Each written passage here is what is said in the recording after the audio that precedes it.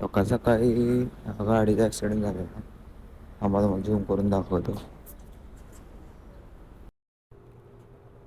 परत गेलो मग मी रनिंगला गेल्यावर ते भाई पुढं पुढं पळत गेला आणि माझ्याकडे कॅमेरा फिरवायला लागला. तो बी पळत आला. दोघं जणांनी पळत मला ठेवलं मागं.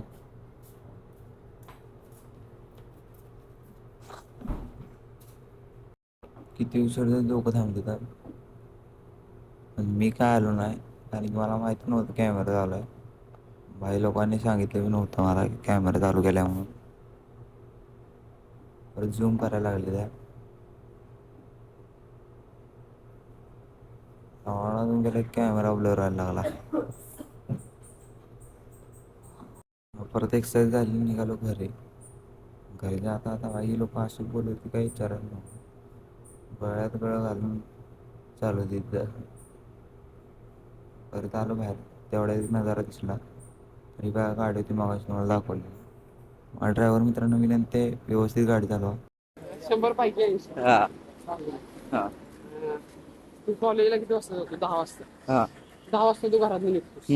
1 तास ट्रेन पकडायचं. हा म्हणजे तू काउंट होणार नाही त्याच्यात. अरे बाहेर येतो ना घराच्या. ट्रॅव्हलिंगच काउंट केलं की मी.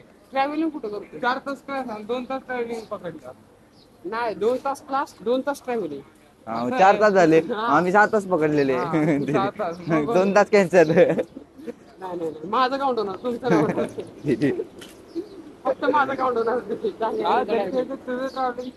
भाऊ ते तेवढं काउंटिंग करतो कर. तरी पण ते हळू मन असतं ना, मूड असतो तेव्हा बघायचं. इथं आलेलं तर मला एक जादू दाखवतो, थांबा बघा.